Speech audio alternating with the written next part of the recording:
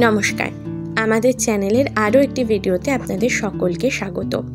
আজকে দেখাবো মন্দির নগরী কালনার ভিডিও। কালনার 108 শিব মন্দির এবং তার আশেপাশে আরও কী কী জায়গা আপনারা ঘুরে দেখবেন সেই ভিডিওই আজকে থাকছে। কিভাবে পৌঁছাবেন? আপনারা হাওড়া থেকে কাটোয়া লোকাল ধরে চলে আসতে পারেন অম্বিকা কালনা স্টেশনে। সেখান থেকে টোটো ভাড়া করে 10 টাকা দিয়ে পৌঁছে যেতে পারেন কালনা 108 শিব মন্দির। এছাড়া যারা শিয়ালদা থেকে আসছেন তারা শান্তিপুর লোকাল ধরে পৌঁছে যান শান্তিপুর। সেখান থেকে গঙ্গার ঘাট পার হলে ওপারেই কালনা, আর সেখান থেকে আবার একটা টোটো ভাড়া করে পৌঁছে যান কালনা 108 শিব মন্দির।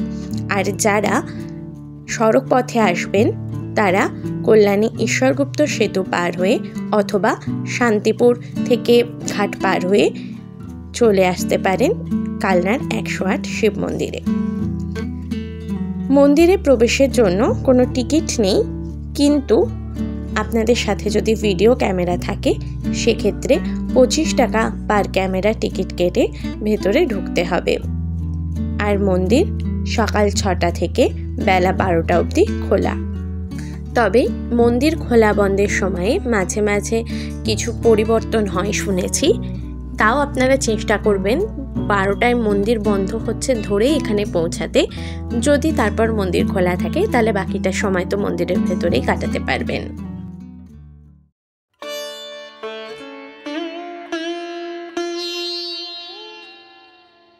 পূর্ব বর্ধমান জেলার কালনায় অবস্থিত এই মন্দির কালনা 108 শিব মন্দির অথবা নবকৈলাস মন্দির নামে পরিচিত। এই মন্দিরটি 1809 খ্রিস্টাব্দে রাজা তেজচন্দ্র বাহাদুর দ্বারা নির্মাণ করা হয়েছিল।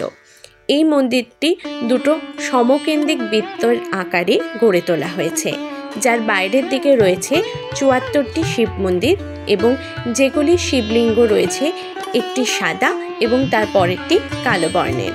আর ভেতরে যে বৃত্তটা রয়েছে ছোট বৃত্ত, তার মধ্যে রয়েছে 34টি শিব মন্দির এবং সেখানে শিবলিঙ্গগুলি প্রত্যেকটি রয়েছে শুভ্র বর্ণের বা সাদা বর্ণের।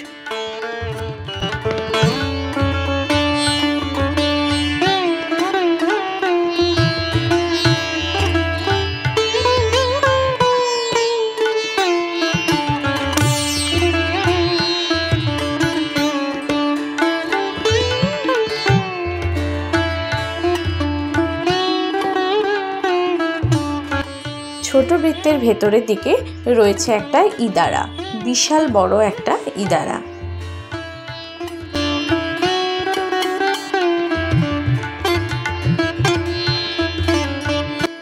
এরপর শিব মন্দিরের ঠিক উল্টো দিকেই রয়েছে রাজবাড়ি চত্বর।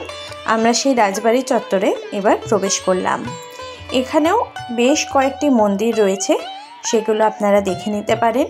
প্রথমেই ঢুকতে বাঁ দিকেই পড়বে প্রতাপেশ্বর মন্দির।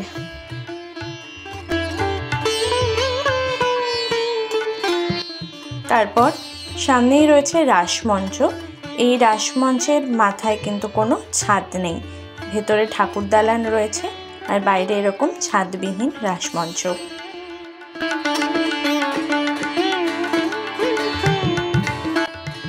এবার যে মন্দিরগুলো দেখতে পাচ্ছেন এগুলো পঞ্চরত্ন মন্দির নামে পরিচিত। এগুলো হচ্ছে 8 চালা মন্দির, আর এরকম 5টা মন্দির একই সারিতে পরপর রয়েছে। এগুলোকে তাই পঞ্চরত্ন মন্দির বলা হচ্ছে।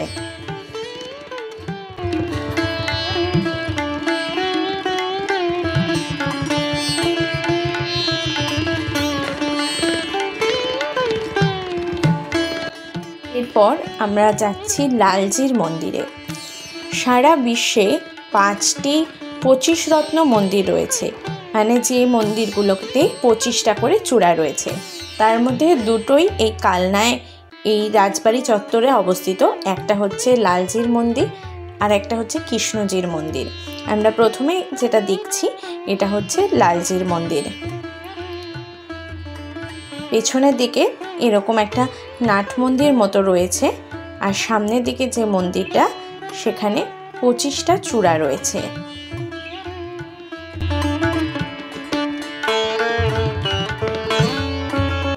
আর এই লালজির মন্দিরে দুপুরে প্রসাদ গ্রহণেরও ব্যবস্থা রয়েছে, সেক্ষেত্রে সকালে এসে আপনাকে কুপন কাটতে হবে।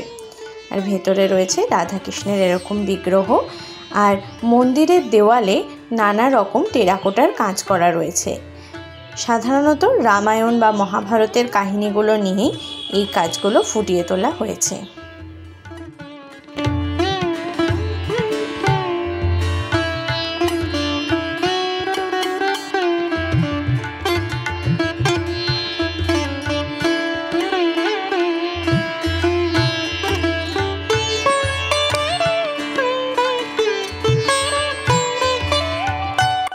এরপর দেখে নিচ্ছি দ্বিতীয় যে 25 রত্ন মন্দির রয়েছে সেখানে, যেটি হলো কৃষ্ণজির মন্দির।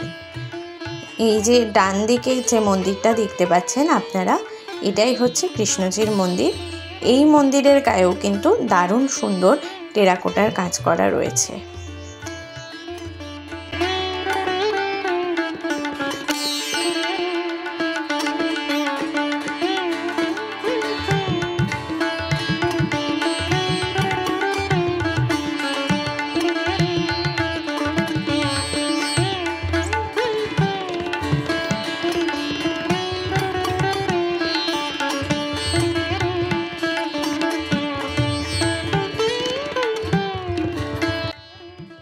আশেপাশে আরও কয়েকটি ছোট ছোট মন্দির রয়েছে, সেগুলোও আমরা একেবারে দেখে নিলাম।